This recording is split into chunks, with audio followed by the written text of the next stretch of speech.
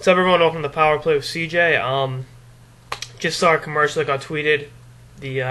This because it's the cup by the NHL. They do a great job on that.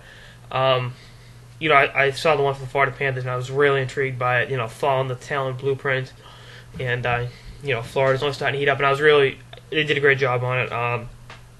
Obviously, definitely a surprise team of the year. Florida is. They're definitely. They've shocked a lot of people. They've shocked hockey fans everywhere. I had them picked in the playoffs this year. I thought Talon did a great job bringing in good forwards to complement just good depth up front. I think was the best way to describe it. There isn't a bona fide superstar in that lineup, and I think that's a good blueprint of success. A lot of guys that play the game tough, play the game right, and can play a sound two-way game. Cycle the puck down low, maintain puck possession, and hit you shift in, shift out, and really keep the pressure up. That's the way that team's structured.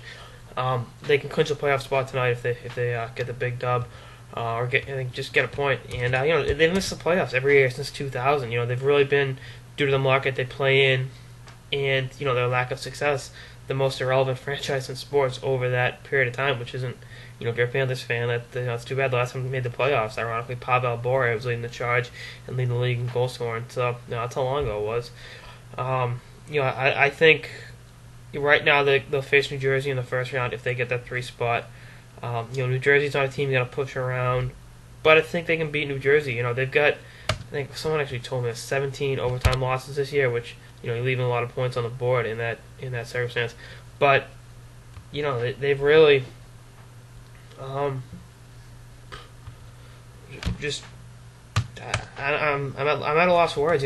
Right? I mean, because of the NHL playoff seeding, they're gonna have possibly the lowest point total in the playoffs, whoever gets to the 8th spot will have less. But you know what? Take that home ice in the first round. Make some of it. I think they can beat New Jersey. I like their depth. I like the way the team's structured. I think Jose Theodore's, a guy that when called upon can win you some games in the playoffs. Obviously, beat the Bruins by himself in 2001 maybe. So. He's definitely a guy you got to watch, and I like the depth. They got some experience with Kopecky, Versteeg, Jovo played in the finals for them. Brian Campbell won the Stanley Cup with the Blackhawks. All those guys that have been part of winning traditions in the past, bringing that to South Florida, to help really bring in a whole new era for that franchise. And I think, it's only tip of the iceberg. They got however far they go this year, will definitely be surpassed in years to come, because not only the players they have in the roster now, but the young guys they have in the organization now. I think Mike Milbury once said, where do I buy tickets for the future, sarcastically. But when you get like a Nick Bjugstad and a Jonathan Huberdeau, Jacob Markstrom, guys like that are really knocking on the doorstep and are elite prospects in their own right, looking to take the reins from these guys that, and then come July 1st, I think they'd be a great fit for Zach Parise. Why wouldn't you want to go to South Florida? No state taxes, get a great team. You get a whole new atmosphere down there, and obviously the market speaks for itself. But why wouldn't Zach Parise want to go there? Bring in a bona fide sniper to come in your already skilled core. They'd be run away. And I think they can make a playoff run. You look at that '96 team that went to the finals and lost to a team of hockey gods.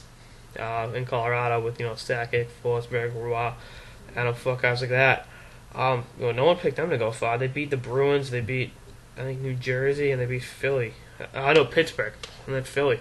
So they beat 3 traditional powerhouses in the NHL, and that was Philly when Lindros was in his heyday too. So that's how good that Flyers team was.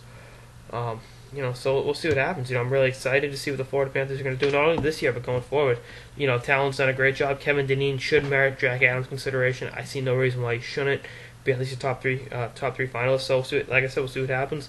And I think they're definitely a team no one wants to play in the playoffs because, on paper, with 17 overtime losses, so like I said, left a lot of points on the board. They're 37, 25, and 17. Comparatively, the top 2 teams in the East have 50 and 47 wins, respectively. They left a lot of points on the board with those OT losses, but as the team matures and learns to grow as a unit, they'll definitely be ready to take that next step. And do a lot of damage. So we'll see what happens. That's it for this episode of the Power Play with CJ on the Florida Panthers, possibly returning to the playoffs. Stay tuned for more episodes throughout the season and throughout the postseason. Later, guys.